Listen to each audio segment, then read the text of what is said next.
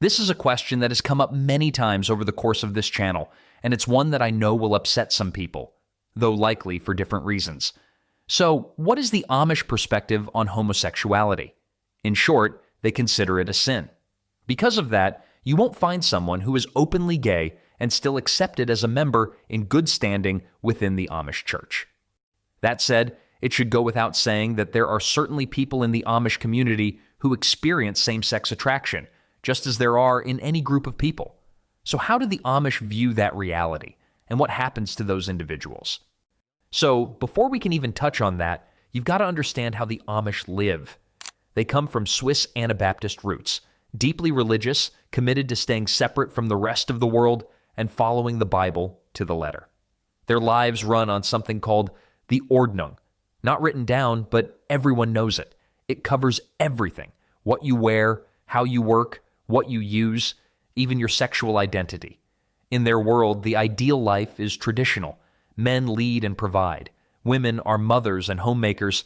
Marriage between a man and a woman isn't just common, it's expected. Anything else? It's not just different, it's sinful, dangerous. And here's the kicker: people don't talk about sex at all. No sex ed, no books about identity, no safe space chats.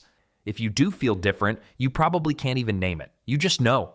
It's something you'd better hide. And for most, hiding becomes the only way to survive. But what happens when hiding isn't an option anymore? That's where things turn serious and painful. For most Amish teens, growing up is about learning the ropes: how to work, how to dress, how to prepare for marriage. But for a few, it's also when they start realizing they're different. They might not know the word gay. They might not know what LGBT even means, but they know enough to feel afraid. Because in Amish culture, going against the norm isn't just breaking the rules, it's rebellion against God. And in that world, rebellion comes with a price. If someone starts avoiding dating, refuses to marry, or worse, gets caught in a same-sex relationship, word spreads fast. Everyone knows everyone, and privacy is basically impossible. The first step is usually a private talk with a bishop or elder. They'll call it spiritual guidance, but to the person being questioned, it can feel a lot like an interrogation. They'll be urged to confess, repent, and turn away from those feelings. If they admit they're gay, or even refuse to deny it, the pressure ramps up. They're told to renounce it, pray for forgiveness, and live a pure life. Sometimes they're pushed into dating someone of the opposite sex, whether they want to or not. And if they refuse, if they say, "This is who I am," the consequences get harsh. That's when excommunication comes into play, getting removed from the church. And then comes shunning.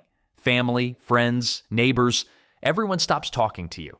Your parents won't eat with you. Your siblings turn away. You're alive, but it's like you've died in their eyes. For someone who's grown up with their entire world wrapped around family and community, that kind of isolation is crushing. Some try to hide who they are forever. Others, they leave. But leaving means walking out with no money, no high school diploma, no real knowledge of the outside world. Just stepping into a place they were raised to believe is dangerous and sinful. And yet, some still do it. Leaving the Amish isn't like moving out of your parents' house. It's ripping a piece of yourself away. For someone who's realized they're gay, staying means living in secrecy, shame, and constant fear. Leaving means stepping into a completely foreign world. They often walk away with almost nothing. No phone, no support. Sometimes they don't even know how to use public transportation or open a bank account, but they leave anyway, because the pain of pretending is worse than the fear of the unknown. At first, the outside world can be overwhelming, loud, fast, confusing, but it's also freeing. For the first time, they can explore who they are. They can find people like them. They can breathe without fear. The cost, though, is huge. Most lose all contact with their families. Birthdays pass with no calls. Parents might never meet their partners or their children. Some families come around after years. Others never do. And life outside isn't automatically easy. Loneliness, depression, even homelessness, these are real struggles many face. The wounds from being shunned don't heal overnight. But over and over, people say the same thing. It's worth it. Because living openly, loving who you love, that's a piece they never thought they'd get. Some share their stories publicly. Some join groups to help others making the same journey. A rare few even reconcile with their families. Their courage says something powerful. Identity, love, and freedom are worth the fight, even if it means starting from scratch. And here's the hard truth.